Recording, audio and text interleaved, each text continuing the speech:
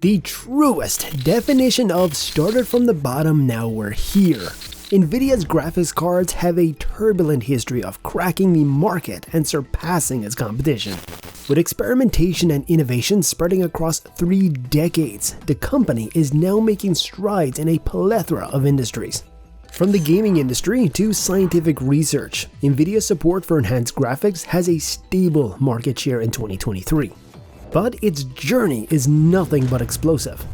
Yet, today, Nvidia is the first chip company that's about to rake in $1 trillion after its AI success. And this is its humble story.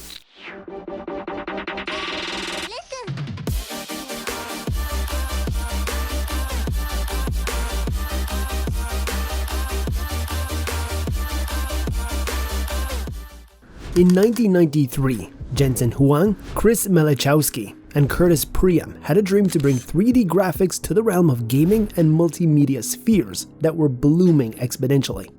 The trio's ingenuity was reflected in their passion for improving the user interface and overall experience for gamers. But also, their strive to make it the first ever graphics card was heavily supported by the market analytics as well. Against the backdrop of Nvidia's first creation, NV1 was the success of video game brands like PlayStation and Sega. All in all, the 1990s were a defining decade for the video game industry. Innovation in the industry was booming, and more games were being developed in the same decade. That's when we saw the rise of first-person shooters, real strategy, and MMO games. Now, to fully enjoy the sophisticated genres, users generally wanted to transition from raster graphics to 3D graphics. This sort of market demand inspired Nvidia to launch its first ever graphics chip, the NV1, within the first 2 years of the company's inception. And, spoiler alert, it was a mega flop. Honestly, there were a handful of things that went wrong with the NV1. The company had promised top-notch graphics for both 2D and 3D video, yet its biggest marketing gimmick was called Diamond Edge 3D technology. So you can only imagine the disappointment of its users when they found out that the NV1 had no edge over its predecessors and competitors.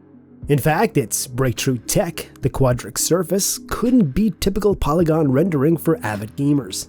Not to mention, creators found it increasingly hard to design games for quadratic surfaces. The users weren't happy that the NV1 didn't support most of the gaming add-ons either. To make matters worse, Nvidia couldn't rally a lot of support for its quadratic surface. The biggest blow came from Microsoft's all-encompassing DirectX gaming API, which had rendered the NV1 completely useless. In comparison, the first revision of the API was a major benchmark for Windows. And since it was a desktop of choice, many people didn't see any reason to buy the incompatible NV1 when DirectX was exponentially increasing the accessibility of computer games. Another speed bump in the chip's trajectory was the wrong identification of market trends. For starters, Sega had opted for Nvidia to optimize its Saturn gaming console. So, in turn, the NV1 also sported a compatible joypad port for Saturn. What the company failed to recognize was something pretty elementary. People weren't exactly lining up to buy Sega when PlayStation was a better option by all means. Yet, the collaboration with Sega kept Nvidia in business, until the duo's internal disagreement jeopardized NV2 significantly. Even before its release, the graphics chip was cancelled when Sega opted for PowerVR technology for its Dreamcast consoles. The company did find its success with the MV3 though. In 1997, Nvidia launched its Riva tech. The acronym Riva stands for Real-Time Interface Video and Animation. The Riva 128 chip was made to scrap the basics. The company got rid of its quadratic surface as its primitive geometric to switch to the common man's polygon computing. This particular switch meant that the company had to let go of its initial dream to optimize the quadrilateral tech. Yet, the trade-off was so attractive that Nvidia took its chances. And well, it worked like a charm, for the most part at least. Despite GPU success with both 2D and 3D graphics acceleration, the company struggled to clock against its direct competitor, 3DFX. But of course, the company was looking at its better days. And that's when we see that Nvidia enters into its historical battle with 3DFX that would rage on until the 2000s. You see, Nvidia had rolled out better specs than 3DFX with its NV3, yet still struggled to surpass its competition.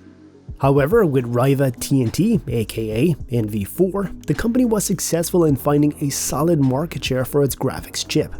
And perhaps this is why the NV4 and its successor, Riva TNT2, are monumental in defining Nvidia's success in the GPU market. So, what made the NV4 so special?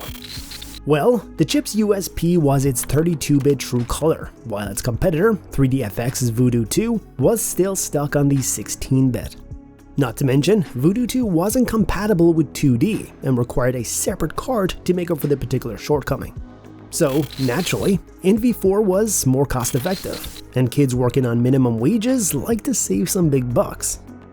Yet, you'll be surprised to know that 3DFX still emerged as a victor in this round of the battle. Nvidia knew that it could only beat Voodoo 2 at its own damn game if it took away the chip's performance, so its initial plan was to steer Riva TNT at 125 MHz. But the plan went down the drain when the chip's core started to run too hot, compromising its stability. Nvidia knew it had to lowball on the performance. It only clocked the NV4 at 90 MHz, and as a result, it lost its battle to 3DFX. But also, the release of NV4 and NV5 was important in one regard. That's when the company decided to regularly update graphics drivers to give its users durable compatibility with its chips, a practice that continues to this date. Even though designed obsolescence has been an emerging trend for the tech industry, Nvidia has steered away from this somewhat of an exploitive practice. In its subsequent years, the competition between Nvidia and 3DFX would continue to rage on until the latter had to declare bankruptcy. Don't get us wrong, Voodoo 3 did its best to outgrow the NV5, but found its pitfalls pretty soon. In an interesting turn, Nvidia was the one to buy most of its intellectual property. A move that was bold, attention-grabbing, and it made a statement. Perhaps this is why the company's GeForce 256 grew wild in its popularity. Nvidia had pitched this particular graphics card as the world's fastest GPU. Yet, this is the first time when the company decided to call its graphics card a GPU to give a sense of monstrosity to the product. After all, NV10 was relegated like a CPU, and it also included video acceleration hardware. Following the success of GeForce 256, the company would embark on releasing GeForce 2, 3, and 4. These renditions were drastically successful, and even though Nvidia found a new competitor in ATI, the company was here to stay. The GPU company found its place in the console market when Microsoft picked the enhanced version of the GeForce 3 for the groundbreaking Xbox in 2001.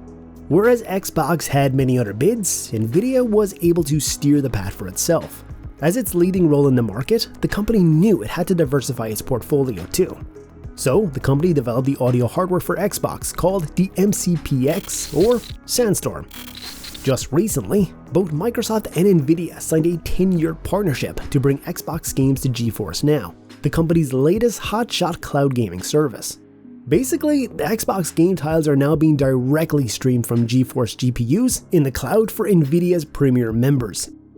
Today, Nvidia's magnum opus is its GeForce RTX 30 series, which is running on Ampere, the company's very own RTX architecture that finds its efficacy from cutting-edge AI features. Let's just say that RTX is the ultimate solution for large-scale and complex gaming architecture and video production, scientific visualization, product designing, and so on. So you can only imagine how remarkable this tech is for mainstreaming PC games. And it makes sense why RTX is being utilized by more than 150 video games and applications including Fortnite. As of now, the RTX 40 series is still finding its legs in the market. Yet, the rumor mill suggests that the company's RTX 50 series, that's scheduled to release in 2024, is going to be a huge performance leap. The founder and CEO, Jensen Huang, has hinted that the company will be working with Intel to further enhance the performance of its chips. It's a little bit too early to say what the partnership would entail, but we know that whenever Huang has collaborated with a company, he has racked up some major W's.